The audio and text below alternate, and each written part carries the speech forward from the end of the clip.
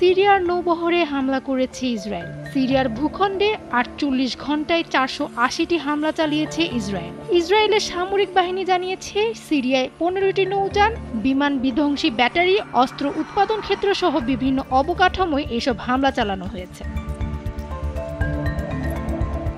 ইসরায়েলের প্রতিরক্ষা বাহিনীর এক বিবৃতিতে সিরিয়ার নৌবহরে হামলার এ খবর নিশ্চিত করা হয়। প্রেসিডেন্ট বাশার আল আসাদ সরকার পতনের পর সিরিয়ার সামরিক সম্পদ যুদ্ধের আওতার বাইরে রাখার প্রচেষ্টার অংশ হিসেবে এসব হামলা চালিয়েছে বলছে ইসরায়েল।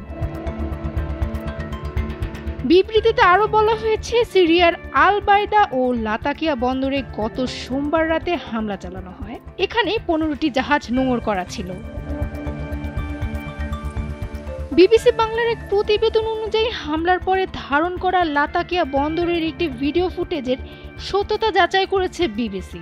এই ভিডিওতে সারি সারি জাহাজ আর বন্দরের একাংশের ব্যাপক ক্ষতি হতে দেখা গেছে।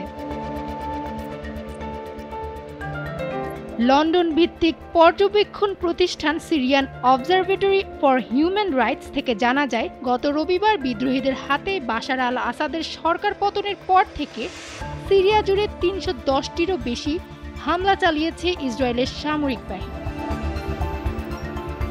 ইসরায়েলি প্রতিরক্ষা বাহিনীর লক্ষ্য হলো তাদের রাষ্ট্রের বিরুদ্ধে যে কোনো কৌশলগত হুমকির সক্ষমতা নিশ্চিহ্ন করে দেওয়া। এক বিবৃতিতে এমনটাই জানিয়েছে ইসরায়েলের প্রতিরক্ষা মন্ত্রী Israel Katz. Israel defence force জানিয়েছে যে তাদের যুদ্ধ বিমানগুলো সিরিয়া জুড়ে ৩৫০রও বেশি বিমান হামলা করেছে। অন্যদিকে এর স্থলবাহিনী সিরিয়া ও দখলকৃত গোলান মালভূমির মধ্যবর্তী বাফার জোনের সাময়িক নিয়ন্ত্রণ নিয়েছে। এক ভিডিও বার্তায় ইসরায়েলের প্রধানমন্ত্রী বেনিয়ামিন নেতানিয়াহু প্রেসিডেন্ট বাশার আল আসাদকে উৎখাতকারী বিদ্রোহী গ্রুপ হায়াত তাহরির আল শাম বা HTS-কে উদ্দেশ্য করে কথা বলেছেন। তিনি বলেছেন, তারা যদি ইরানকে সিরিয়া পুনঃপ্রতিষ্ঠা করে তাহলে ইসরায়েলকে শক্তি প্রয়োগ করেই জবাব দিতে হবে।